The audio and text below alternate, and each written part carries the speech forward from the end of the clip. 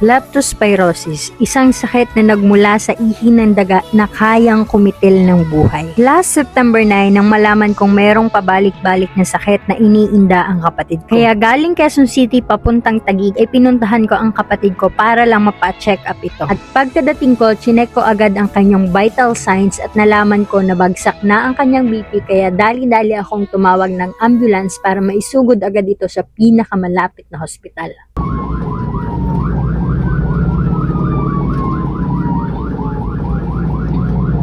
Yan yung tunog. At yan yung sasakyan na ayaw ko nang masakyan dahil na-trauma na ako sa nangyari sa mama ko. Pero masyadong mapaglaro ang tadhana dahil naulit na naman. At ito na, sa awa ng Diyos nakarating kami ng ligtas sa hospital. At ito na, simula na ng labanan. Pumila kami ng ilang oras para matest ang kapatid ko at dumaan siya sa iba't ibang klase ng laboratory. Madaling ikwento pero yung struggle hindi. Pero ito na yung pinakamasakit. Ang simpleng check-up, sabihin ng doktor, possible na leptospirosis ang sakit ng kapatid mo. As soon as possible, kailangan siyang madialysis. At ito na nga, nagka-problema. Sa ospital na yon walang dialysis. Kaya kailangan naming lumipat at humanap ng ospital na merong dialysis. But to make the story short, kahit ang daming struggle na pinagdaanan bago mahanap ang itinadhanang hospital. Pero grabe yung kaba sa loob ng halos isang oras na biyahe na baba taas yung BP ng kapatid ko na hindi namin alam kung aabot pa ba siya sa hospital, pero hindi kami pinabayaan ng Diyos. Ito na. Pagdating namin sa ospital,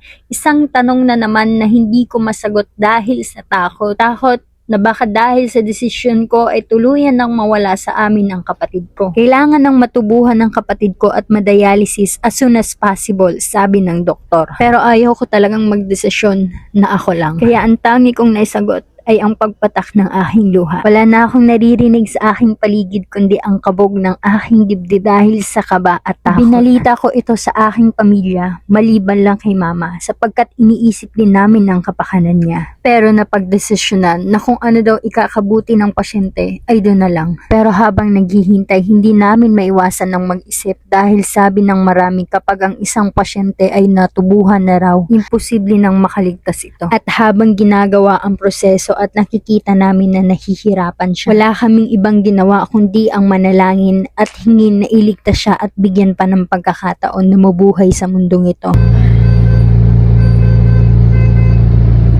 Pero hindi rin talaga biro yung mga hirap na pinagdaanan namin dahil nakuha pang lumuwas ni Papa ng Maynila galing Bicol para lang suportahan kami dahil hindi namin kaya ng kami lang. At sa ganito din pangyayari sa buhay natin, makikita mo talaga yung mga totoong tao na nagmamalasakit sa inyo. Tumutulong financially or kahit